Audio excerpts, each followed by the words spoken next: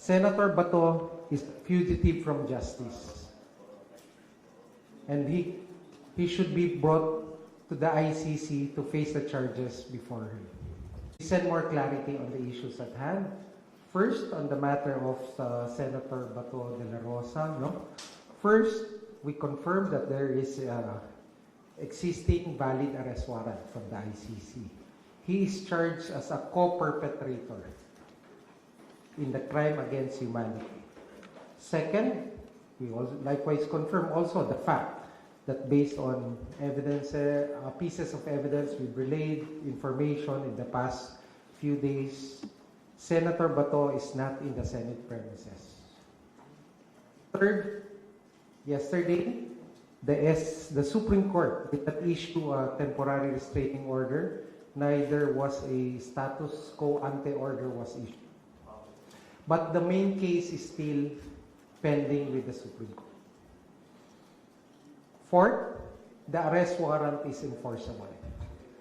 Based on all these four basic premises, I would like to confirm. One, the Philippine law enforcement agencies, which would include the PNP, the National Bureau of Investigation, are now tasked to effect the arrest of Senator Bato de la Rosa.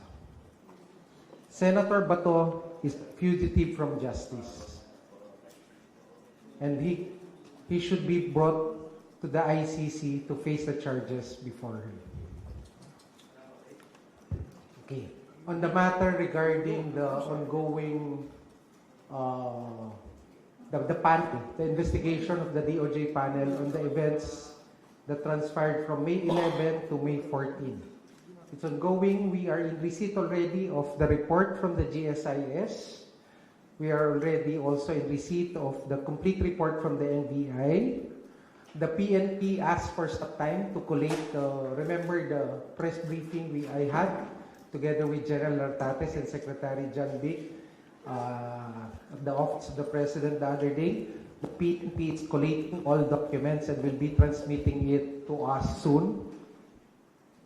Next, we also made a request to the MMDA for all footages related to, especially during May 14, after the 2:30 a.m. Apparent escape of Senator Bato from the Senate premises. Our panel also would be inspecting physically. The exact time would be either tomorrow or today. We'll be visiting GSI's premises, and there's request also for a similar visit also to the Senate premises where the event transpired. Okay, so I can take Paulo. I can take one or two questions.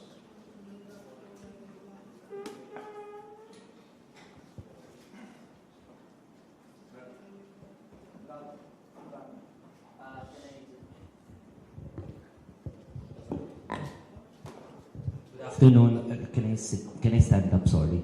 Good afternoon, Spokes. Good afternoon, Attorney Secretary Vida. Yes. Given the pronouncement you've announced earlier that you are now directing the law enforcement agencies to conduct an operation, do you know? The exact term is to effect the arrest of Senator Bato de la Rosa pursuant to the validly issued ICC arrest warrant. So pwede na po bang magsagawa ng manhunt operation ang NBI, PNP? Huwag na natin. Manhunt is a dramatic or a sarsuela word. They will effect the arrest warrant. Okay. But have you also communicated with the NBI regarding that matter? Nakipag-usap na po ba sa inyong NBI regarding that matter from yesterday? Kasi we tried reaching the NBI and they said na wala rin po silang pwedeng comment na ibibigay po nila yan sa inyo. Ngayon, nagsabi na po kayo na pwede nang ma-enforce yung warrant. Can you now direct the NBI to take part or do an operation regarding that case? Yes, exactly the purpose of this press briefing is to make that public announcement. Yes, NBI can already conduct to pursue their operations to effect the service of the arrest warrant. Hi, Sir Camille po from TV5. Meaning, sir, hindi na kumbaga wala na sir yung conditional arrest nung Friday na kapag nag-attempt siya na umalis ng bansa, saka lang siya huliin. So ngayon, ibig sabihin kahit nandito siya sa bansa, makita siya, pwede na siyang damputin, arestuhin. Ganun na po, sir. Tama yan. So sir, ano po yung mangyayari doon sa, kasi ginigit din po nung kampo ni Senator Bato ay wala pang final ruling doon sa main petition nung inihain ni Senator Bato. So hindi na po hihintayin ng gobyerno na maglabas ng final ruling ang Korte Suprema doon sa mga legal issues, doon sa pinaka-merits ng kaso. Again, I go back to the four premises I stated earlier. First, there's a valid arrest warrant issued by the ICC. Second, he is not in the Senate premises. Third, there's no TRO or any interim order from the Supreme Court. Fourth, the arrest warrant is now enforceable. So it will be enforced and it will be served to the person of Senator Bato de la Rosa. Sir, anong mangyayari kapag na-aresto na siya? Will he be automatically surrendered right away in The Hague like what happened to the former president? Or may in custody ba muna siya sa PNP? Ano po yung magiging proseso? Okay. These are operational matters that I cannot discuss so that we don't defeat the purpose of the arrest, which is the ultimate objective is to bring him to the ICC. We have time for one more question. Picking the next hand I saw earlier. I have another thing, no? Wanted to talk to you first and to make the announcement. But Paula will seek further clarifications after that. Secretary, good afternoon. Jairo from Rappler. Operationally, Secretary, you said that huwag natin gamitin yung manhunt operation. But operationally, what would happen now? Magkakandak na po ba ng search operation, ang PNP, ang NBI? How will they implement Alam niyo po the yung mga warrant? law enforcement agencies natin, train po yung yan.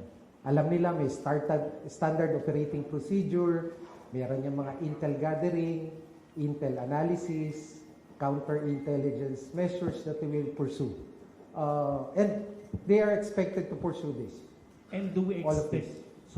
expect them to have a common plan, a common, operational procedure on how to arrest Bato? Magkakaroon po ba kayo ng meeting? Nagkaroon na po ba ng meeting ang NBI, ang PNP, at ang ating mga law enforcement agents to implement this warrant of arrest? Definitely, there's coordination among the various law enforcement agencies.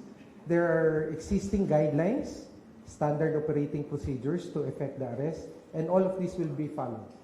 Last question po for me. Is this an order from the President himself? Ito po ba ay order ni President sa DOJ to order the law enforcers to implement the warrant? Sir? So actually, this presupposes any order because this is actually operationalizing a valid arrest warrant. Okay, and given that there's no interim order from the Supreme Court, the same is now enforceable, and the law enforcement agencies will enforce them. Secretary, good afternoon. Darlene po from GMA News. Sorry, Darlene, that was the last question. Yeah, last one. Okay. Yeah, last one. Do we have leads or information through the NBI kung nasaan ngayon si Senator Bato de la Rosa? Yes, definitely. I heard there are leads that they're working on. There are leads. As to the exact leads, I cannot discuss them. First, I'm not privy to those leads. They are available to our law enforcement agencies and to their units, and let them do their work. Timetable po, Secretary, meron po ba? Timetable, pwede ba mamaya, alauna? Hopefully we do it as fast as we can.